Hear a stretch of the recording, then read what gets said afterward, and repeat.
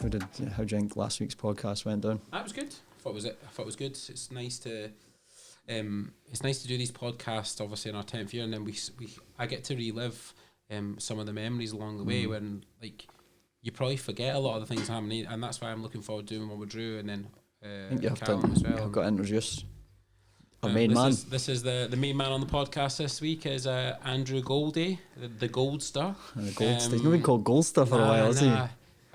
Obviously when we first met Drew, I asked him his email address and it was the Goldster, so that stuck for a while, but he came on board and sort of helped the brand, and he's been top man ever since, isn't he, Drew? Just nodding that, yeah. Just nod, yeah. I'll take that. That's a nice intro, thank you very much. Is that your way, mate? Is that your way? Yeah. Done. But obviously me and Rob would started the brand and right early back in the days, and we were just doing everything dead organic, and we had no idea how to build a website or do really anything technical, did we, Rob? And we were just we were doing it, like you say, we were doing everything ourselves. From we learned how to do Photoshop, which wasn't great, but like we were I think we said to Cairo as well, like we were designing you were designing stuff things on your phone. I was trying to get them printed at factories, and the factories like, what the hell are you giving me here? I can't print that on a t-shirt. Do you know what I mean? So obviously that went on to like, we had a website, but me and you had made the website. We built the website ourselves. It was terrible. So took the photos ourselves, done everything ourselves. So it was like Drew was the first piece of the jigsaw. Yeah, lucky. How did we end up meeting you, Drew? Tell us that story. Yeah, I first met Stephen through a friend, Rhys Davidson. So shout out to Rhys Davidson. Yeah, we shout to Rhys. Yeah, for that introduction. The best thing he's ever done for us, isn't it, Rhys? Yeah, he manages Airbnbs. It's not too bad. I'll give him a wee. I'll give his business a wee plug. DD stays. But yeah, I think at that point you were sort of realised you needed help in that area, and you must have said to him, and he was like, "Well, I know." Yeah, I remember the conversation. Did you not manage his website at that point? Yeah, I didn't stop for him because he had the hairdressers. Was it the salon that you'd done the website for? Yeah, there's one in Tayport. Yeah, so he'd obviously just said, I'd been getting a haircut, and so look, I need somebody to do the website, and he'd showed me his website to say, this guy Drew, he literally stayed 2 minutes along the road from his hairdressers. Maddie stayed 2 minutes up the road from where I lived, but I never knew him. Do you know what I mean? Like, so you can tell people where you're from, Drew. You can. Originally from England, but I lived most of my life in Tayport. Yeah. My dad was in the RAF, so that's how we ended up coming from England to there. How old were you when you moved up from England? I was 5. All right, okay. And interestingly, quite similar. Like your dad was in the RAF and ended up in Tayport. It's funny how those things happen. Just shipping up to Tayport. Not much happening in Tayport. Right, where are you going? Tayport. Get them to look us first, and then you're not quite getting a Dundee used to, but you can go to Tayport. Did he want in Dundee? Not say that, put off half the audience already. Mr. Dundee over there. Yeah, it's a podcast getting turned off. I know. But yeah, and then we met in Tesco. It's one of the things you turned up in a suit. Oh, a suit and tie. Suit and tie. That was the night. It's a similar theme. Remember we said Cairo first turned up all suited and booted for the job interview, and Drew turned up in a suit. Drew says this is a myth. I'm telling you, he turned up in a suit. This is grown arms and legs. I had the photo of me in my WhatsApp photo was me wearing a suit. And now how old were you at the time? 19, 20. So did you have a suit or not? No. Didn't have a suit. Did you have a tie? No. Rob would I can't remember what I must have made that up. Me. I must have made that up. He turned up in a shirt and tie. Give him a job. He's organised. He looks organised. Give him a job. That was it. But yeah, we met there. I think initially you came in. Funny story. I remember when we were in your flat, and we'd come in because you would run your own business. Yeah. I was just freelancing. You were freelancing, doing your own thing, and we'd given you all right, we can pay a couple £100 a month or something like that. Just you can help start the website. Well, it's no money. We were putting any money we had into stock. We'd already started the website, but it wasn't very good. Yeah. So I remember Drew coming to me. Lads, I'm about 25 hours over my time. If I'm going to bill you, it'll be about $2,000. Right, we're going to have to maybe relook at how much we're paying you, Drew. That was we'll give you an extra £25 a week. I really remember that because I think at the time I was working with a few clients that like it didn't really, they weren't that aspiring. It was literally a paycheck. Where with Be Inspired, like it was fun as well. So it was like you're doing what you want to do, but you're also sort of seeing like results from it because it was an online company. So yeah, it was like the progression. There was progression there the whole time in the early days. There was so much like the curve, the growth curve was just like, if you're thinking like, okay, what was it, 2014? You said February 2000, and then you're going into 15 to 16 to 17. Like the growth period was nuts. Even then, obviously, you came in to do the sort of website, but quickly you end up going to sort of the marketing. So like obviously we know how that happened, but sort of tell listeners how you end up going from sort of managing what was happening on the website to sort of the marketing sort of phase. And obviously you've taught yourself marketing. You never went to university or anything like that. So I think obviously listeners would be interested to see how that happened and how you obviously taught yourself marketing as well. How was that? Was that a sort of, were you firmly in the marketing space before and you were just doing this website, or was it sort of a learning as you sort of went? Yeah, I think the marketing kind of came alongside the websites because you'll know yourself, but you launch a website and it's just there. You need traffic to that website. That's almost the hard part. That's the most important part of a website, building the website, or having a nice, you can have the best website in the world, but if nobody's going on it, what's the point? Yeah, and even more so now because it's so easy to get a website out there and a good website quite quickly. Kind of built out the box a wee bit more now, aren't they? Exactly. Back then they weren't. Especially with the platform that Be Inspired's built on Shopify, you can have a store within a couple of hours made on your phone. But yeah, fully functional, ready to sell product as well. You know what I mean? It's like, so for you to stand out now, it's really brand and getting people onto your website. So that was a sort of a key area to progress, Be Inspired, and also just a skill set to have was driving traffic. And how do you learn these things? Because like people won't know that you've never been to you never went to uni. Like you were at uni, weren't you? Yeah, briefly.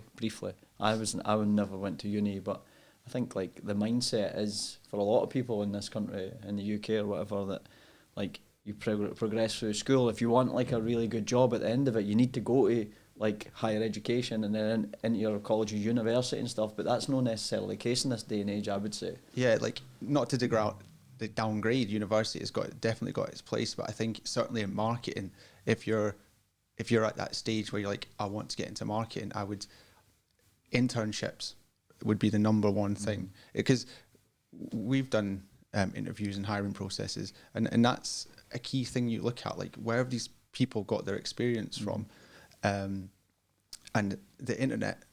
There's so much resources on the internet. You can learn anything these days. The thing is YouTube, we've probably never ever like utilised the like we've had interns and stuff. We probably, when you look back, we've never really hired and fired many people. Like we've never grown a team there's a lot of people here that have been here a while. You know what I mean? It's yeah, and it's kind of just being like, if you've not got the skill set, I think having that, like, just back yourself a little bit and say, well, I like the introduction that we had. Look for those sort of introductions. Like, do you know someone? Does someone know something that I can potentially help them? And just sort of have that organic, see where it goes. Will probably get you quite far. Yeah, definitely. And like the networking thing, like people maybe take the mick out of it a little bit now, but networking's so important, I think, especially now. It opens like, opportunities, doesn't it? Opportunity going to like we get invited to these like golf days and stuff like that, but before you know it, you're like if you look at the the TikTok that went out yesterday from Vancouver, that came from us going to a golf day last year.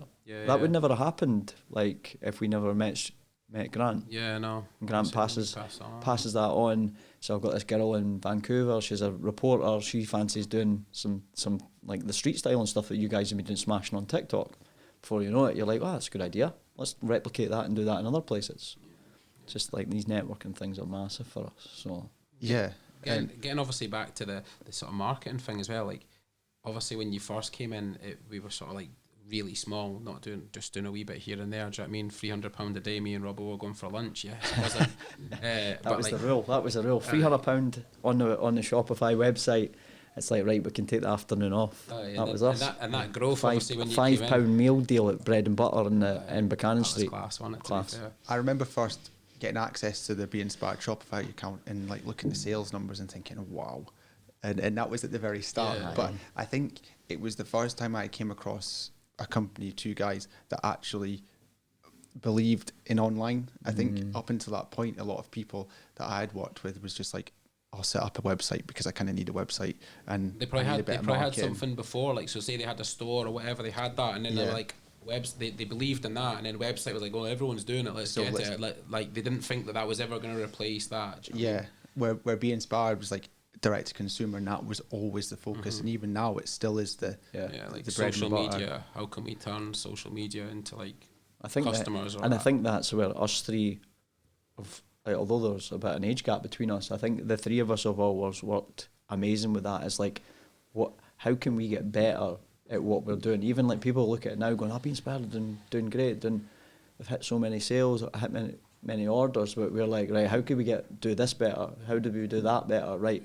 And to your credit, Drew, if we say to you, by the way, how are they doing that in America? Like, or what, you'll go away and find out how to do that. I think that's why we've had such a good relationship, though, because we all are eager to learn. We're all like, always, like you say, looking at what other people are doing, not copying them, going, well, how are they doing that? How's that advert like retargeting me across that platform? How's, like, back in the day, obviously, we didn't know anything about retargeting or like paid adverts or anything, but you're like, I went on that website and the next thing I know, I'm getting hit with that. How was that happening? Remember we went down to one of the retailers and they were like basically going, oh, we're doing these Facebook ads. Like, you put in this amount, you get this back. And me and him jumped in the work van straight away and we phoned you and we're like, Drew, can you research how to do this? Because this seems to be like, they're getting X amount a day, and like, how do we do that? Next week, you're like, oh, well, we'll sort it out, we'll test it. And then that, like, we put like £50 a day into the adverts, and we're like, holy shit, this is working. This is actually like, we're onto something here. And it's like, then we just started going £100 a day and then just scaling. Just blew up, didn't it? From that period, that was probably about 2015, and then 15, 16, 17, 18 was just ridiculous. What a ride that was. Yeah, and for anyone listening, like, the paid marketing would be anything like Meta is what you typically hear now, is like Facebook, Instagram, TikTok, and that's the paid side of the platform when you see the sponsored posts. And Be Inspired was one of the first brands that kind of jump on that and jump on it in a big way. And I think that's a testament to the brand, because you guys have been so much involved in it. Whenever we have had an idea from the start, or even now, it's like implemented as soon as we can. It doesn't really have to go up a chain of people and then get tested. Even like the discussions we're having this morning, it's like, how are we going to do this? This social media platform, how can we grow that platform of whatever it may be, if it's TikTok, Twitter, Instagram? It's like, we're actually, and that's getting implemented from like this afternoon. Like, we have a meeting in the morning, by the afternoon we're like, that's getting worked on, let's start on it. I think that's the way it's always been for us. So. And again, I think if you look at, like we were talking about, that's why we were with Facebook, and now we've done the same thing with TikTok. And we've jumped on that really early, got the street style, and we just try to be like at the sort of forefront of every sort of, you're trying to be at the forefront of like fashion trends, but you're also trying to be at the forefront of like social media trends, and that's obviously the big part of marketing, isn't it? See over the years, Drew, where have you found like maybe it like been tougher than, is there any challenges you've found in the business, or like having to deal with? It's like, it's tough to do this, or it's tough to do that. It's like, is there anything you can think of off the top of your head? It's like, it's got a lot tougher, isn't it? It has got a lot tougher. Yeah, I think commercially, the paid marketing channels that we just talked about, a lot of people came into that space.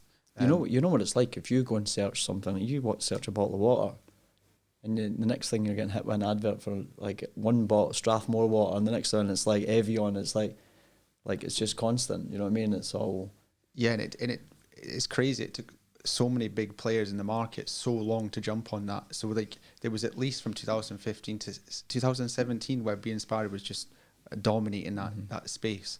And I think from sort of 2017 2018 we kind of it was tougher in the sense that more people coming into the market there. So essentially paid marketing is you're bidding against other people. So the more people that are there, the costs increase. So that was one thing.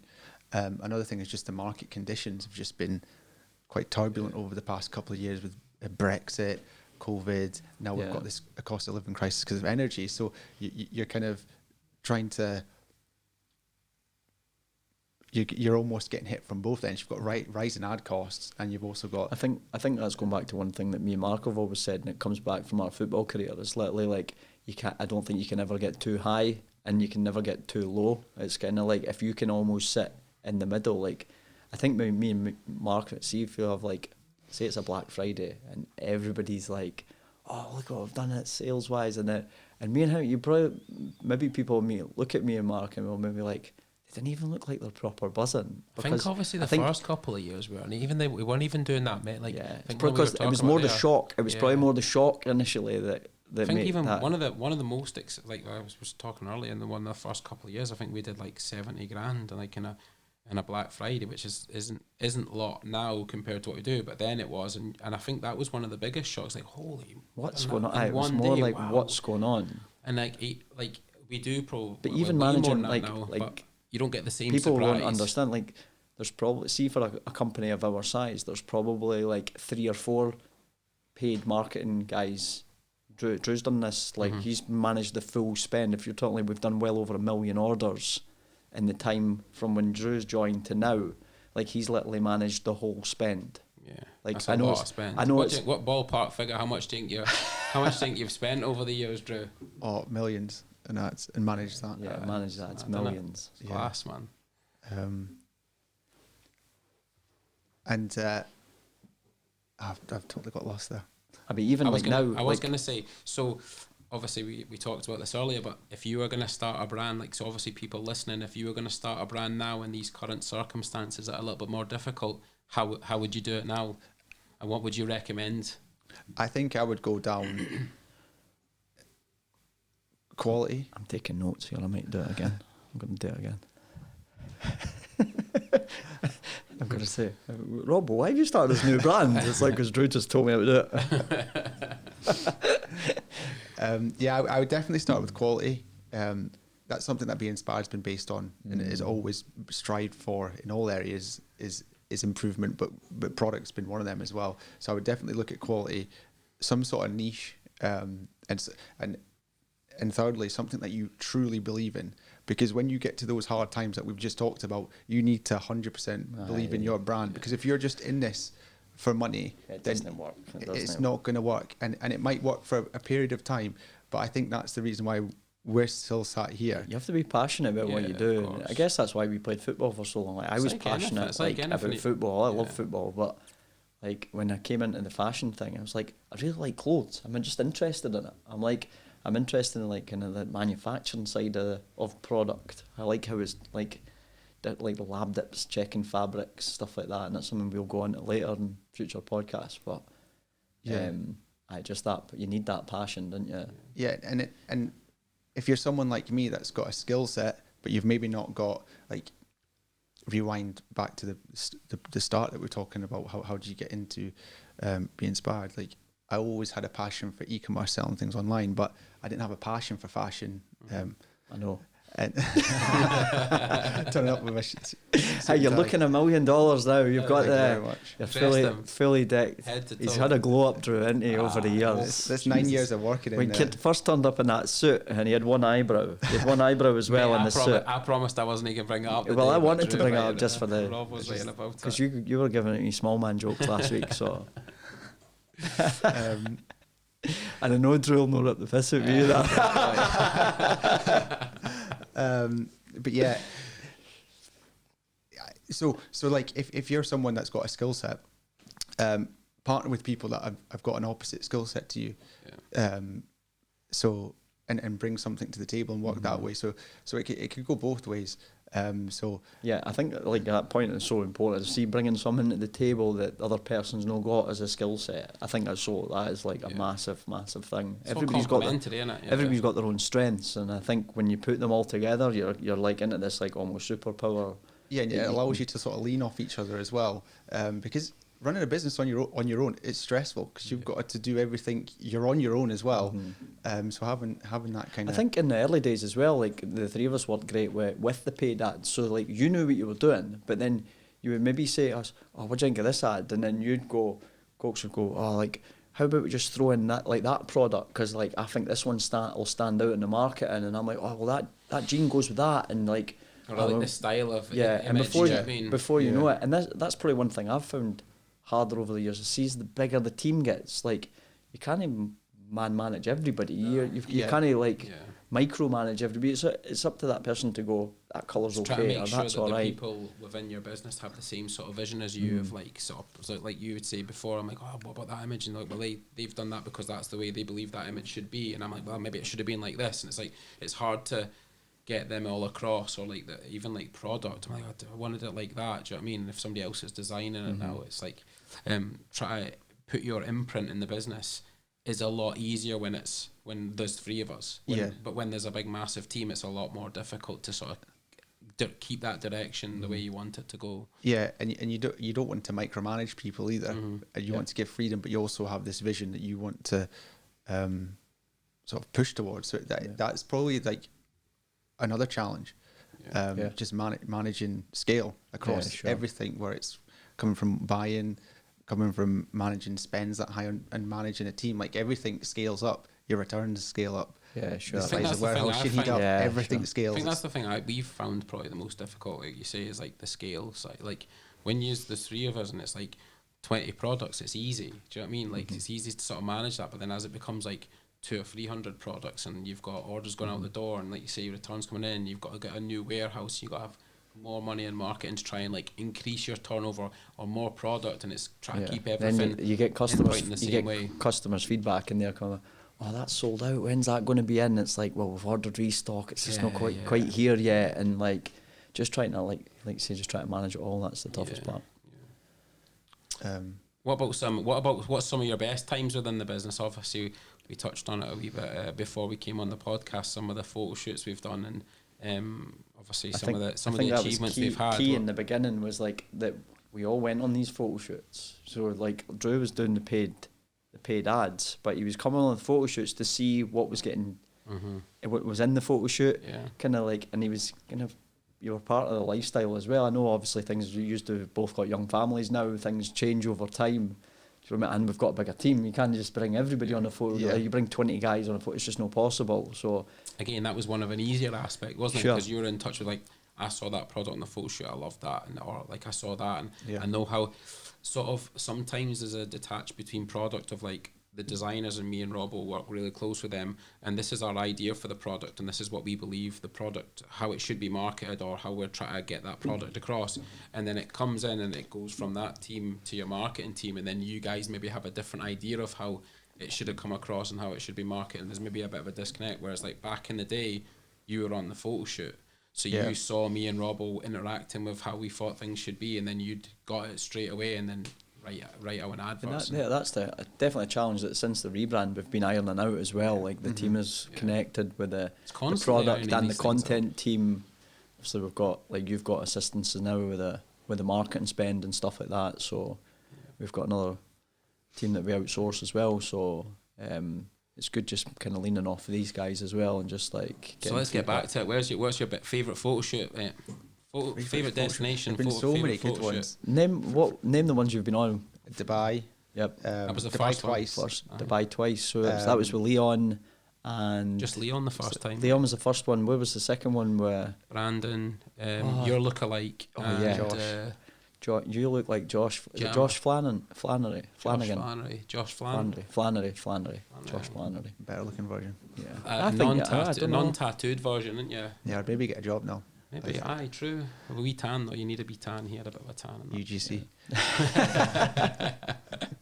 And then Miami. Yeah, Miami, Chicago, Tokyo. Tokyo. What a trip that was. I think that first Dubai trip though, because that was like, it was new for us as well, wasn't it? Yeah, and it was like Remember we went to the beach? Was it zero gravity we went to? Aye. And we had the full... Was it not like 40 degrees? I was Remember, roasted. remember Leon was in the Absolutely shade, roasted. and then he'd step out the shade and just be sweating. Yeah. Yeah. Gav, honestly, man, how red Gav was at the, it's taking the brilliant, photos. To be fair, he batters through it. Like, Aye. That was a class photo the shoot. shoot in Thailand was quality as well. Thailand was brilliant. See, that when we was- got the boat out to Maya Bay at 5:30 in the morning, the Yeah. water was like glass, and there was obviously nobody. It's like Maya Bay is where they filmed the beach. Leonardo DiCaprio, and mind the video guy Goldie. Remember he burnt his feet, and he had the blisters on his feet. And he had plastic bags on his feet. Plastic bags, trying and to he get in the says, water. And someone says, "Oh, Goldie, there's sharks in here." That's right. The baby sharks were just going swimming about the boat, weren't they? Remember we were trying to do a drone on Maya Bay, and the boys were running down the beach to stop us. There was Aye. one person on the beach. It was class, man. Aye, That was good, to be good fair. times. Where else did we go? Chicago. Chicago was good. And it Yeah, was one of that my was really favourite shoots. That was a class. The City. big deep pan pizzas and stuff like that. So And then Tokyo. Tokyo was Tokyo the food was hard. different, wasn't it? Yeah, because of I the, don't think the we time ever- difference. aye. As well was- Tokyo was hard because me jet and Mark lag. overcooked it on the first night, didn't we? Aye, we went out I on the was first rough night, the aye. next day, man.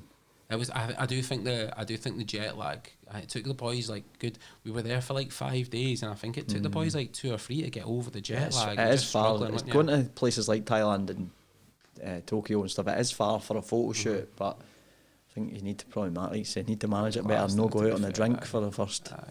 We 12 got hours. excited, didn't we? Aye, we got excited. Now it's a total different dynamic because you've got so many different channels. You've got TikTok. TikTok has its own content. Even Facebook, Instagram, everything's got its different content, and then Yeah, well, like the website. because we is- used to just do the photo. It was just a photo shoot. Yeah, there was no Literally- videos. There was yeah, never there was no videos. videos. It was like case of I feel as right, though we were the first people to do their photo shoots as well. Like go like big places. Like Yeah. we're going to Dubai and we're going to Miami, and like it made the brand just. it blow must up, have and then stood everyone out. See sort on of did it as like well. people's like feeds on Facebook and Instagram, it must have stood out a mile than somebody doing it. We know what it's like when we shoot in Glasgow or Edinburgh, and it's a bit dull outside. Like it must just like as soon as people are scrolling and there's an outfit, they're like, "Oh, that's class! It looks brilliant." It just must. Shooting Leon in the desert with just in a jacket. yeah, just- Jacket and jeans. He had jeans on as well, didn't he? Aye, long jacket, jeans in the desert. and that was the Maybe you first seen time Gaff had those lights as well, and that really made Aye. the imagery just like wow, Pop out, yeah, aye. proper pop. Aye. Yeah, How do you see social media going over the next few years? Like, do you love it? Do you like social media? See, as a marketing guy, do you enjoy social media, or is it just like a tool that is like it's there? Like, I value its purpose. From a personal point of view, I'm not a massive social media guy, but one thing, I suppose, as a marketer, you've got to kind of be able to detach yourself away from things and look at like what's going to move the needle in the market. So that could be TikTok, or it could be like today we were talking about Twitter and how we can look at that utilise channel that platform, yeah. and just kind of be hungry to look at things to be like, right, what can we move on? And Because sometimes if you really like, say if you loved Instagram, I love Instagram, and it's like, well, it's not there anymore, but it's like I still love it. So like I've got an affinity to that. I'm not going to go anywhere else. But you can't, as a marketer, you can't probably do that. You're like, well, something else has popped up. That's where the eyeballs are. Even like to start with TikTok, we're like, it's not really working for us. Brands don't seem to be able to do well on it.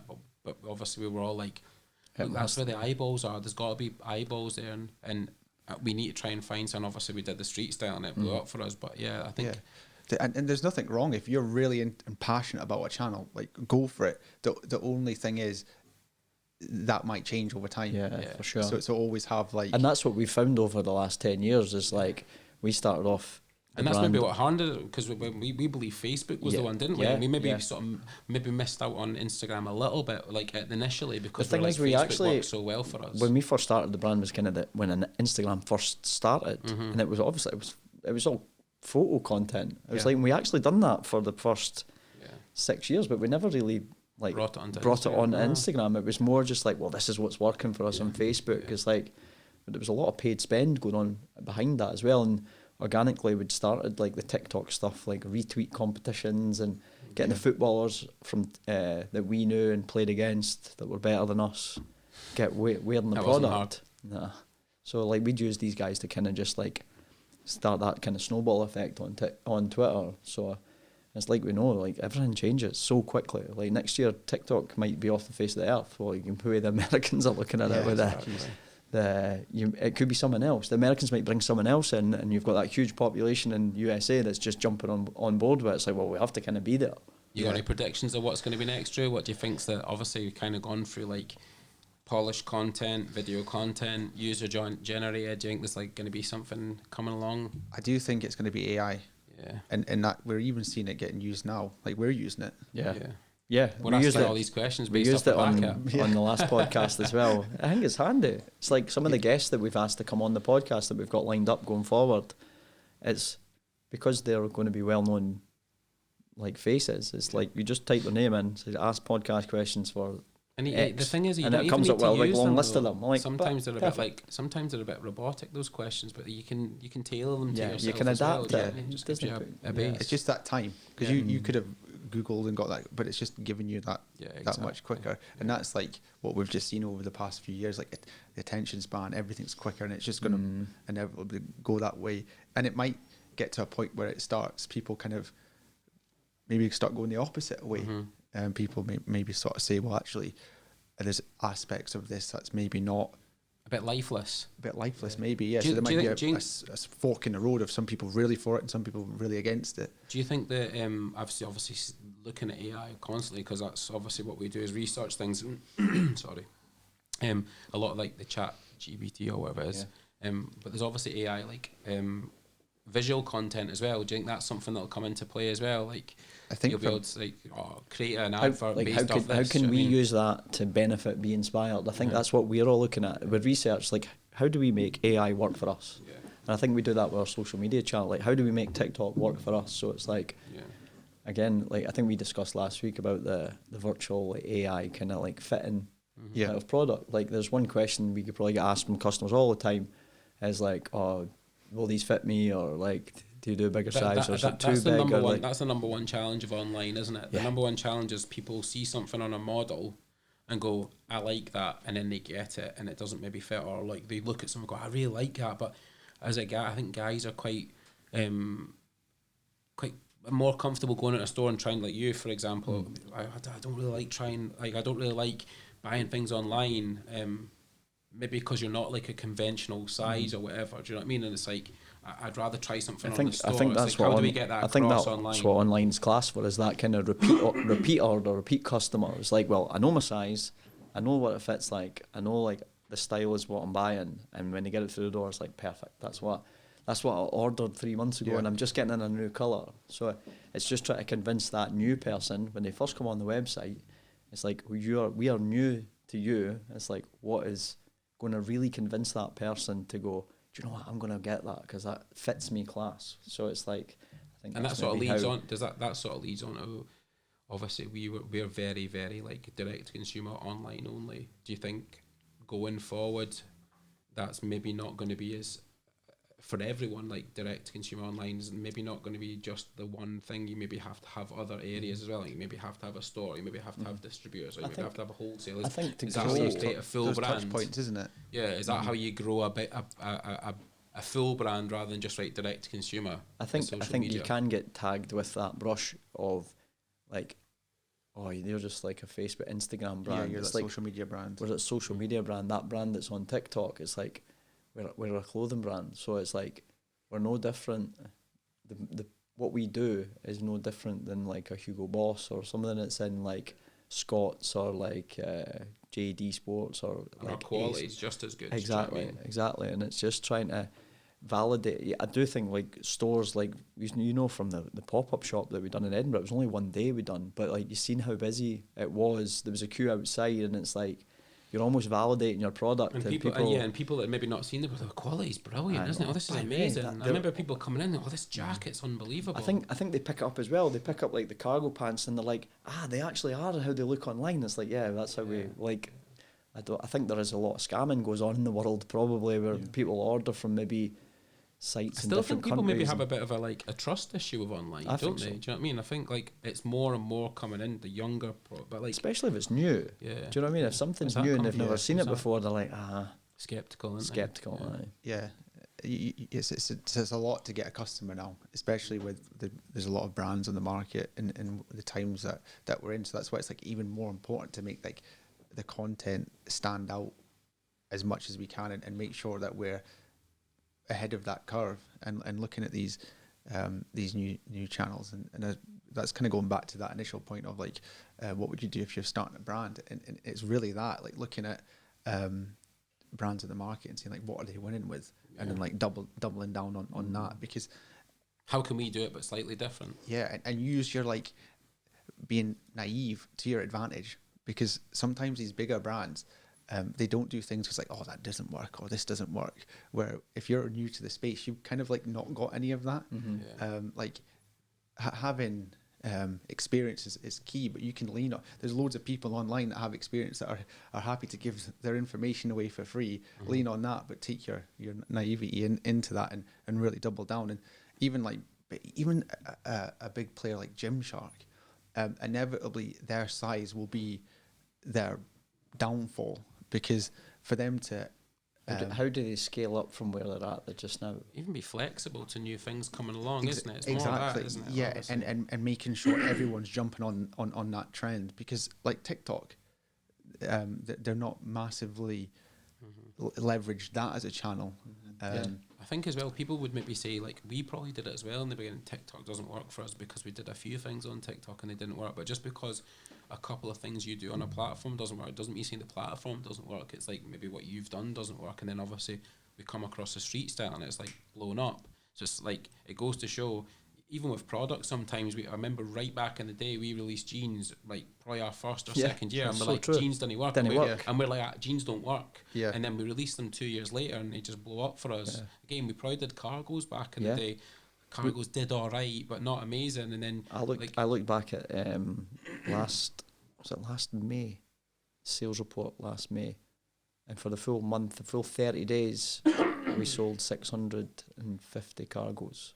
So for a full month, if you look fast forward 12 months, and you look how many would sell, and it's like selling a style. 10,000 cargos. So it's literally like how, looking back at last year and how quickly things can change, product changes, style changes, platforms, social media platforms change. It's like how reactive it just can you goes be? to show it just because you've done something once and it didn't work doesn't mean say it's not going to work. If you just change it slightly and do it again. Like use our footwear, for example. Like we tried footwear in the beginning, and it blew up, and then it got to a stage where it slowed down. But that was probably because we were trying to reset in too many colours and so much. So we kind of reset it a little bit. And we probably went, footwear doesn't really work for us. And then we start again. You're like, oh, geez, they're actually selling really well again. It's like, so it's like cycles, isn't it? I guess people have got buying cycles of when they, like, when it comes to summer, I'm going to need t-shirts, because I don't really, can't remember, when was the last time you went outside just with a t-shirt on?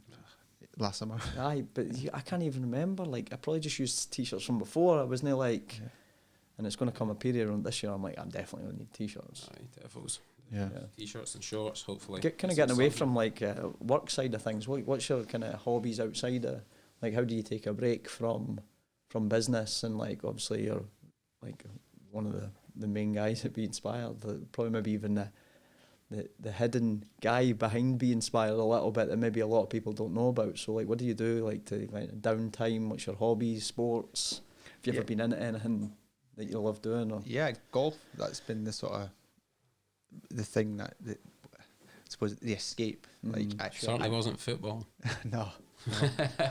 Good goalie, but has he ever played five-a-sides? We not play fives in in London. Yeah, we played in London. Remember, Gav was in the goal, the Russell Bromley shoes. That just reminded me of another thing. Remember, like some like obviously photo shoots we've been on, but we've played five-a-sides in a few fights, with the models and that. Remember we played on the roof in Tokyo. That was sick, man. Boys weren't in the best. The models are better rubbish than at Johnny. football. That's true. Who's the best football and model Who's the best and the worst? Christian was good, and so was Luke. Luke was good. Christian. Luke was good. They were brilliant. I would say Luke was the best. Christian, Leon. We never actually seen Leon play football. Yeah, we never actually played. But Leon would have been decent. He played semi-pro. Who was the worst? I think that's easy. Johnny was the worst. I don't know. I think Tommy was worse. You think Tommy was? Tommy, aye. Johnny's sporty for like he's he plays should have been golf. good at football. He should have been. He's got like on paper. He is if you like watch Johnny the swing footballer, a Johnny Edlin swing a golf club, he's brilliant at he'll golf. be good. He'll be good at Yeah. sport. He plays tennis, badminton, whatever. I think we were more He surprised kicked a at football, Johnny. and I was like, mate, you've never kicked a ball in your life, have you? He I was think we were rubbish. just more surprised at Johnny. I think that was it. Aye. Yeah. Aye. Big Gav. Gav the goalie. Gav the goal. There's Gav Russell the Bromwell's on. goalie. Gav's had a few things. We have to get Gav on the podcast. Aye. Gav Aye. would be good company, actually. True. Don't know if said we can that. keep him on topic long enough, but it'd be good. It's probably one thing that's tied us together over the last few years has been the golf as well. Like we Yeah. only really took it up during. I was a junior member. I played golf when I was a kid, and the boys that when I went off to play football full time, the boys that I played golf with maybe a year or two above me at school, they carried on and they're playing off like scratch one, two. There's some that went pro, and like we were discussing that yesterday. How could it say if you just played all your days, it would be a lot more enjoyable. Did you play all your days, or did you stop for a while? Yeah, as well? I stopped for a while, and that's It's annoying, annoying. isn't Yeah, I it? stopped, and then I was never that good as a junior. I just played, and then stopped, and it was only really sort of 2008, end of 2018, 19, and then like COVID and then that I sort think of everyone took enhanced. up a golf and We've played COVID, some didn't class they? courses over the year. What's your favourite? What have you got a favourite course in Scotland that you've played that you're like, aye, that's the one for me. I think the King's Course, Gleneagles, just That's good. the course and just the setup. Yeah, it's yeah. all Everything, isn't When it? you're whole rocking into experience the there. driveway at Gleneagles, it's sick, innit? and Sick. when we played it, the weather was good. Shout out to Gleneagles if you want to throw any free rounds our way. It's like, We'll try to get a sponsor of rounds here. yeah, haven't we? Dumbarton, St Andrews, Aye. wherever you want. Wherever. Wherever. But I think that does make and also how you play. Like I've heard people talk about this before. Aye. It's like how you play at a course. Also, like Well, we played Carnoustie, he Yeah, likes I it. love I it. hate it. It was terrible. I was horrible. So you're that like, day. Like I was I around, hate it, went aye. around 79 or something. I was absolutely buzzing. that's class. Yeah, it was I class. liked Castle Stewart up in Good Inverness course, that. because I played well that day. Finished third in the Yeah. medal. Was buzzing. Yeah, good, closest to the pin. Remember Shawnee nicked my golf balls? Still due me them. Doesn't surprise me, Shawnee. Yeah.